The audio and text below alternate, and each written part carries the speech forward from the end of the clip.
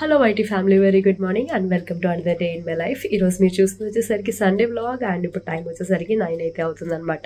So breakfast వచ్చేసరికి hot dog అయితే prepare చేస్తాను. ఈసారి అవెన్లో అయితే ట్రై చేస్తున్నాను అనమాట. చూడాలి ఎలా ఉంటుందో రిజల్ట్. జస్ట్ 150 degrees దగ్గర పెట్టి ట్రై చేస్తున్నాను అనమాట. కొత్తగా ఎక్స్పెరిమెంట్ చేస్తున్నాను అండ్ దానికోసం కొన్ని ఆర్డర్ కూడా అయితే పెట్టుకున్నాను అనమాట. వచ్చిన తర్వాత ట్రై చేయాలి. సో వ్లాగ్ అయితే చూస్తూ ఉండండి. నచ్చితే మాత్రం వీడియో లైక్ చేయడం మర్చిపోదు. Now let's get this vlog started. మా లక్కీ అయితే టైం ఎంత అవుతున్నా ఇంకా డీప్గా పడుకునే ఉన్నాడు. ఇంక నేను వచ్చేసరికి బ్రేక్ఫాస్ట్ చేయడం అయితే స్టార్ట్ చేశాను అనమాట. రకరకాలుగా ట్రై చేస్తున్నాను. నా దగ్గర ఇంకా ఒకే ఒక హాట్ డాగ్ ఉంటే ఇలా ట్రై చేశాను. అండ్ నేను వచ్చేసరికి ఏంటంటే బ్రెడ్తో టోస్ట్ లాగా అయితే చేసేసుకున్నాను అనమాట. సో ఇది వచ్చేసరికి మల్టీగ్రెయిన్ బ్రెడ్. సో మొత్తం మీద బాగానే వచ్చింది బ్రేక్ఫాస్ట్. ఇంకా వీరు గారికి అంటే సాస్ లేకుండా తినరు కాబట్టి ఆయన కోసం సాస్ యాడ్ చేసేసి ఇచ్చేస్తున్నాను. ఇంకా వంట సెక్షన్లోకి వస్తే యాక్చువల్లీ ఈరోజు ఈవినింగ్ వచ్చేసరికి ఒక బర్త్డే పార్టీకి అటెండ్ అయ్యేది అయితే ఉంది రిలేటివ్స్ది. ఏదైనా సింపుల్గా వండేద్దాము అని అనుకుంటే వీరు గారు వచ్చేసరికి చికెన్ మజ్జిగ పులుసు అయితే ఒకసారి పెట్టమని అన్నారు. నేను ఎప్పుడూ అయితే పెట్టలేదు. నేను కూడా ఏంటంటే యూట్యూబ్లోనే సెర్చ్ చేసి పెడుతున్నాను అనమాట. విస్మయ్ ఫుడ్స్లో చూసి పెడుతున్నాను. ఎలా వస్తుందో చూడాలి. నేను కూడా ఫుల్ ఎక్సైటెడ్. దీనికి ఉల్లిపాయలు వచ్చేసరికి కొంచెం పెద్ద పీసెస్ లాగా అయితే కట్ చేసుకోవాలి. అండ్ చీలికల్లాగా కొన్ని పచ్చిమిర్చి అండ్ చికెన్ వచ్చేసరికి ఒక 1/2 కిలో వరకు అయితే తీసుకుంటున్నాను అనమాట. ఫస్ట్ టైం ట్రై చేస్తున్నాను. ఏమవుతుందో చూడాలి. క్షత్రియ హోటల్లో ఫుడ్ తినే ప్రతి ఒక్కరికి కూడా ఈ చికెన్ మజ్జిగ పులుసు బాగా ఫెమిలియర్. నాకైతే చాలా ఇష్టం. ఫస్ట్ ఇందులో మిర్చి అండ్ అలాగే కరివేపాకు అయితే వేస్తున్నాను. దెన్ ఆనియన్ సాఫ్ట్ అయ్యేసరికి అల్లం వెల్లుల్లి పేస్ట్ అయితే ప్రిపేర్ చేసుకోవచ్చు. కొంచెం సాఫ్ట్ అయినాయి కదా. ఇది అల్లం వెల్లుల్లి పేస్టే కాదు, నేను రెగ్యులర్ చేసుకునే మసాలా కూడాను. ఇది కొంచెం మగ్గిన తర్వాత చికెన్ అయితే ట్రాన్స్ఫర్ చేసేస్తున్నాను. పెరుగు వచ్చేసరికి 1/2 లీటర్ వరకు అయితే తీసుకున్నాను. సో దీన్ని ఎక్కడ ఉండలు లేకుండా ఇలా మొత్తం చిలుక్కుంటున్నాను. ఇదైతే లో ఫ్లేమ్లో నెమ్మదిగా మగ్గుతుంది. ఇంకా జస్ట్ ఒక 5-6 పీసెస్ ఉన్నాయి. వచ్చేసరికి ఇలా ఫ్రై చేసుకుంటున్నాను. ఎందుకంటే కందరకాయ ఇందులో వేస్తే అంతగా మగ్గదు అండ్ పులుసులో బాగోదేమో అనేసి. అండ్ నెక్స్ట్ వచ్చేసరికి మనం ఇందులో కారప్పొడి అయితే వేయమండి. ఓన్లీ పచ్చిమిర్చి ద్వారాగా కారం అయితే తీసుకురావాలి. యాక్చువల్లీ నేను చూసిన వీడియోలో వచ్చేసరికి దగ్గరగా 10 మిర్చి వరకు పెద్ద సైజు వేశారు. బట్ నేను వచ్చేసరికి ఎక్కువ కారం అయిపోతుందేమో అని కొంచెం తగ్గించి అయితే వేసుకుంటున్నాను. దీన్ని కడిగేసి ఇంకా మిక్సీ పట్టేయాలి. మిర్చి పేస్ట్ అయితే ఇందులో యాడ్ చేసేసి కలిపేస్తున్నాను. ఇందులో ఓన్లీ ఉప్పు అండ్ అలాగే పసుపు అయితే యాడ్ చేసుకున్నాను. చివరిలో కొద్దిగా గరం మసాలా వేసుకుంటున్నాను. అండ్ మరో పక్కన ఇంకా పెరుగులోకి కొద్దిగా పసుపు అండ్ సరిపడ సాల్ట్ వేసేసి కలిపేసుకుని ఉంచుకోవాలి. ఇంకా తాలింపులోకి కొద్దిగా మెంతులు, జీలకర్ర, ఆవాలు, మిర్చి అయితే యాడ్ చేసుకోవాలి. తాలింపు ఏదైతే ఉందో ఇది ఇంకా మనం కర్డ్లో అయితే యాడ్ చేసుకోవచ్చు.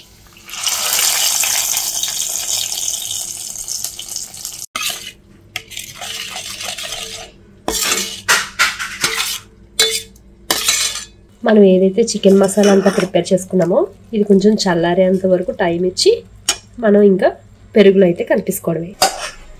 ఇంకా కర్రీ ఇందులోకి అయితే ట్రాన్స్ఫర్ చేసుకోవడమే.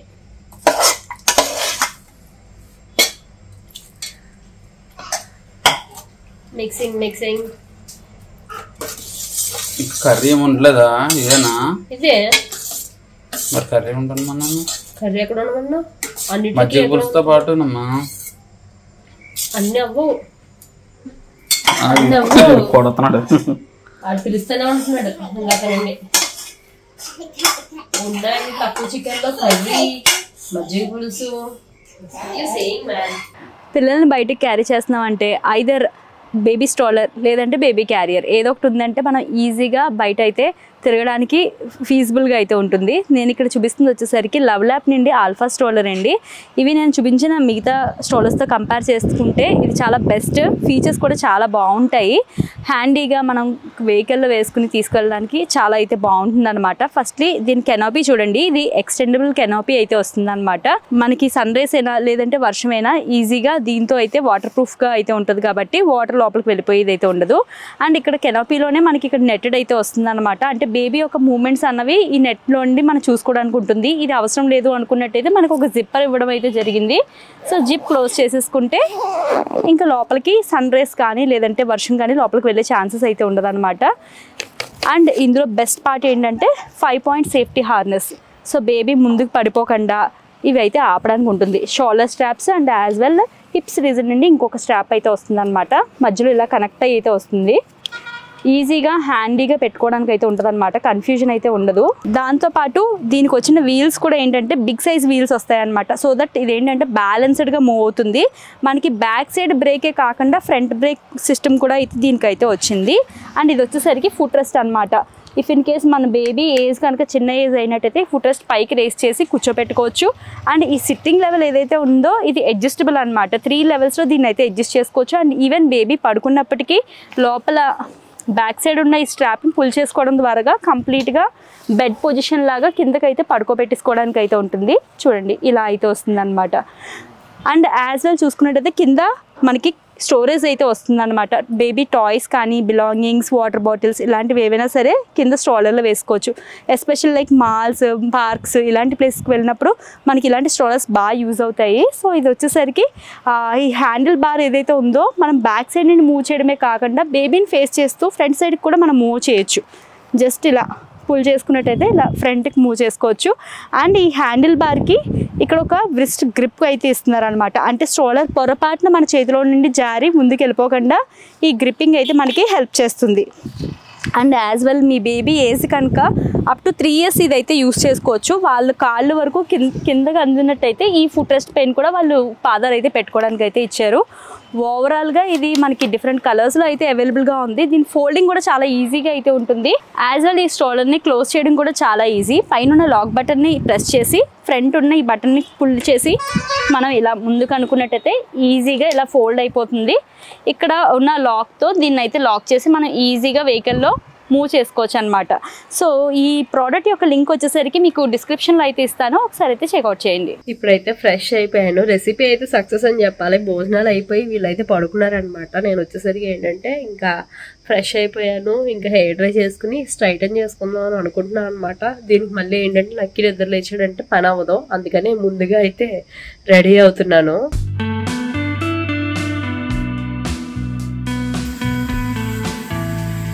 హెయిర్ డ్రై అయిన తర్వాత చూస్తున్నారు కదా, ఇది నా ఒరిజినల్ హెయిర్ అండి. దీనికి ఏ విధమైన సీరం కానీ స్ట్రైట్నర్ కానీ ఏం యూజ్ చేయకుండా ఉంటే ఎలా ఉంటుంది అనమాట.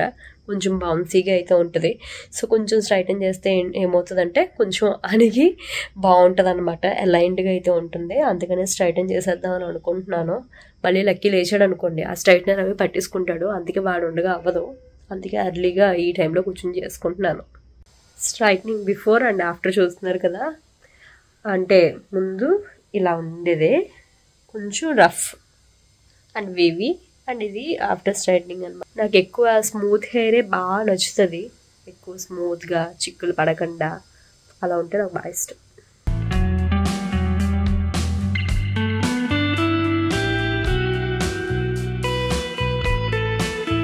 అవుట్ఫిట్ వచ్చేసరికి ఈ రెడ్ అవుట్ఫిట్ అయితే వేసుకుందాం అని అనుకుంటున్నాను. మెటర్నిటీ షూట్ అప్పుడు తీసుకున్న డ్రెస్ అండి. అప్పుడు తర్వాత మళ్ళీ వేయలేదనుకుంటా. ఇప్పుడు మొత్తం మీద యూజ్లెగ్ అయితే వచ్చింది. ఎందుకంటే నా పాత డ్రెస్సెస్ అన్నీ కూడా నాకు సరిగ్గా ఫిట్ అవ్వట్లేదు.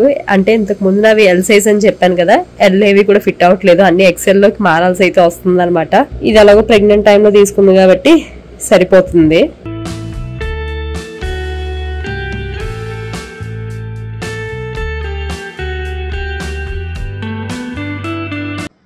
హెయిర్ స్టైల్ అయితే ఇలా అయితే వేసుకున్నాను. ఇదే నా ఎంగేజ్మెంట్ హెయిర్ స్టైల్.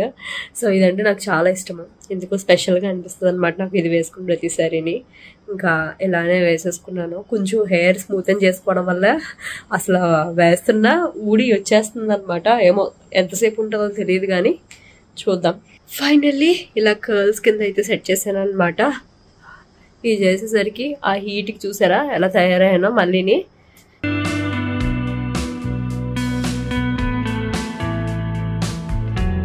ఫైనల్లీ ఇలా అయితే రెడీ అయ్యాను అనమాట. ఇదిగోండి రెడ్ డ్రెస్, రెడ్ దుపట్టా పేర్ చేశాను, రెడ్ ఇయర్ రింగ్స్, మొత్తం అన్ని రెడ్ అలా సెట్ అయినాయి అనమాట. యాక్చువల్లీ దుపట్టా వచ్చేసరికి ఈ డ్రెస్ అయితే కాదు, వేరే నా దగ్గర లెహంగా ఉంది. సో దాన్ని తీసుకొచ్చి దీనికి పేర్ చేస్తాను. కొంచెం స్లైట్ కలర్ వేరియేషన్ ఉంటుంది, బట్ ఏంటంటే ఓకే చల్తే అన్నట్టు వేసాను.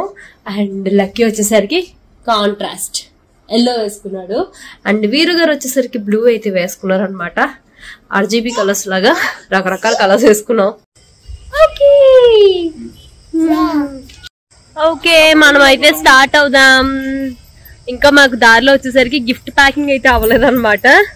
సో గిఫ్ట్ ప్యాకింగ్ చేయించుకోవాలి. అండ్ మా ఫ్యామిలీ అంతా గ్యాదర్ అవ్వాలి. అమ్మ వాళ్ళు వచ్చేసరికి డైరెక్ట్ గా ఇంకా అత్త వాళ్ళ ఇంటికి అయితే, ఇంటికి ఫంక్షన్ ఎవరిదన్నా చెప్పలేదు కదా, మా అత్త వాళ్ళ మనవడి బర్త్డే.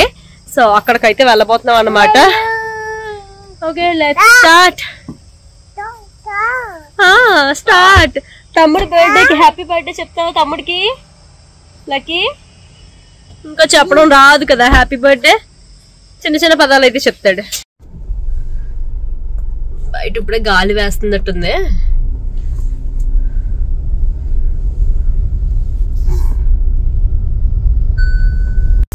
అరే అయ్యో అయ్యో, ఇదంతా నేను చూడలేదు.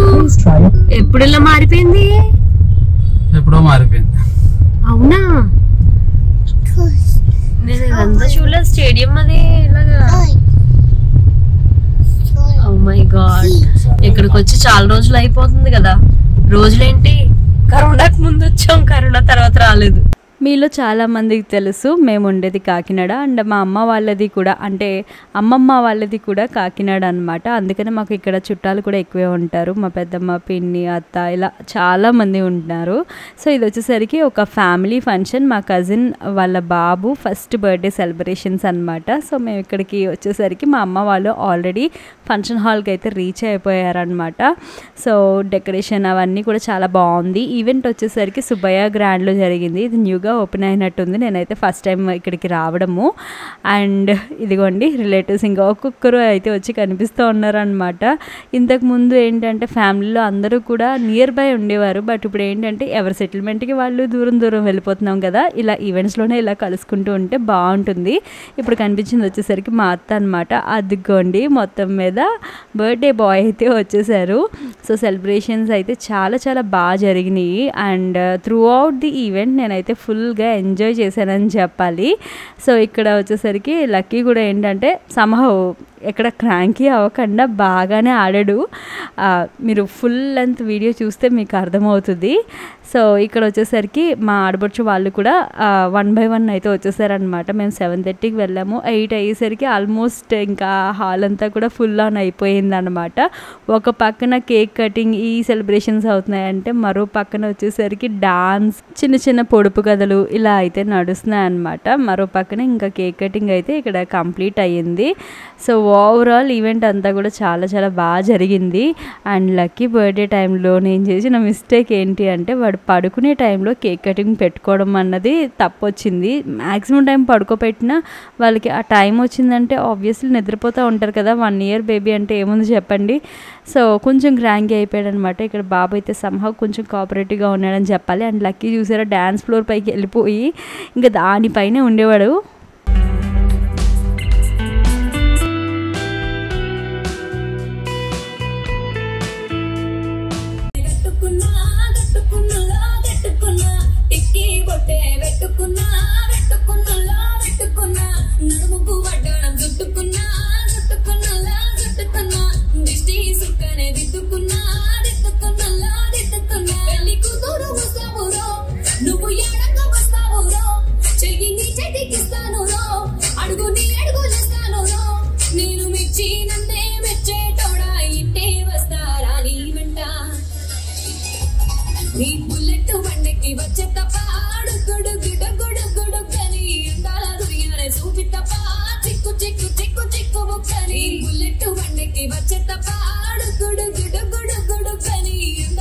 కూడా వస్తే బాగుండదు, కానీ అందరూ అలా కూర్చుని పోదు.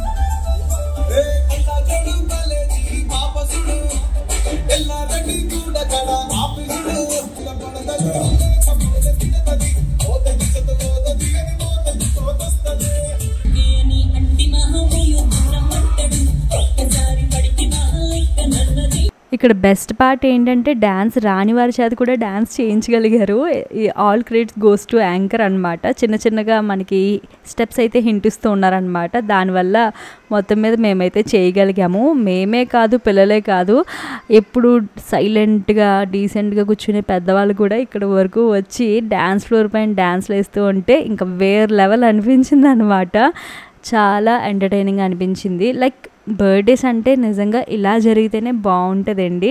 ఎప్పుడు కూడా బర్త్డేస్ అనగానే వెళ్ళామా, కేక్ కటింగ్ అయ్యిందా, డిన్నర్ చేసామా, వెళ్ళిపోయామా, ఇలా అయితే ఉంటే ఎవరికి గుర్తుంటుంది చెప్పండి. కొన్ని రోజుల తర్వాత టేక్ పార్ట్ చేయాలన్నమాట. అంటే డ్యాన్స్ చేయడం ఎలా చేసామంటే తర్వాత కొన్ని ఇయర్స్ తర్వాత అయినా సరే పలానా రోజున వాళ్ళ బర్త్డే ఈవెంట్లో మనం ఇలా చేసాం కదా అని అలా మెమరబుల్గా గుర్తుండిపోతుంది. సో మొత్తం మీద మేమైతే ఫుల్ ఆన్ ఎంజాయ్ చేసామన్నమాట. అందుకనే మాకు పార్టీ మొత్తం అయ్యేంత వరకు కూడా ఆల్మోస్ట్ అలాగే కూర్చుండిపోయాం. ఎందుకంటే ఫ్యామిలీలో ప్రతి ఒక్కరు కూడా ఇంకా డ్యాన్స్ ఫ్లోర్ పైకి వెళ్ళి డ్యాన్స్ చేశారు. సో అది మీరు మిస్ అవ్వకుండా చూడాలంటే వ్లాగ్ని ఎండ్ వరకు చూడండి. ఇంకా మా ఫ్యామిలీ మెంబర్స్ 1 by 1 వెళ్ళి బ్లెస్ చేసి అయితే వచ్చేస్తున్నారనమాట. నెక్స్ట్ ఇంకా డిన్నర్కి అయితే వెళ్ళిపోయాము.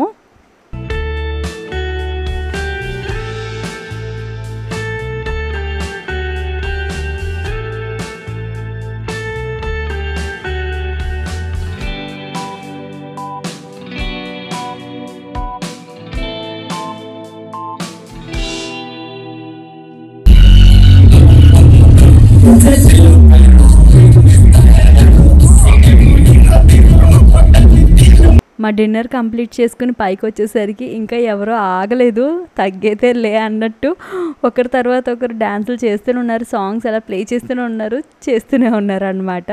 సో అందుకనే ఇంకా ఆఫ్టర్ డిన్నర్ కూడా చాలా టైం అయితే అక్కడ స్పెండ్ చేసాం మేము.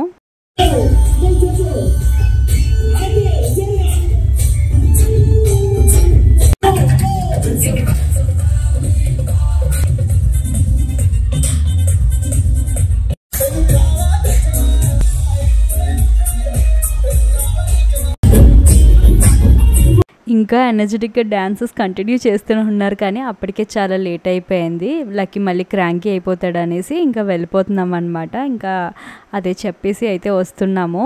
ఐ హోప్ మాతో పాటు ఈ వ్లాగ్ మీరు కూడా ఎంజాయ్ చేసి ఉంటారు అనుకుంటున్నాను. సో మీరు కనుక నిజంగా ఎంజాయ్ చేసినట్టయితే వీడియోని లైక్ చేయడం అయితే మర్చిపోవద్దు. అండ్ నెక్స్ట్ మళ్ళీ ఇంకొక మంచి వ్లాగ్తో కలుసుకుందాం. Thank you so much for watching. Bye.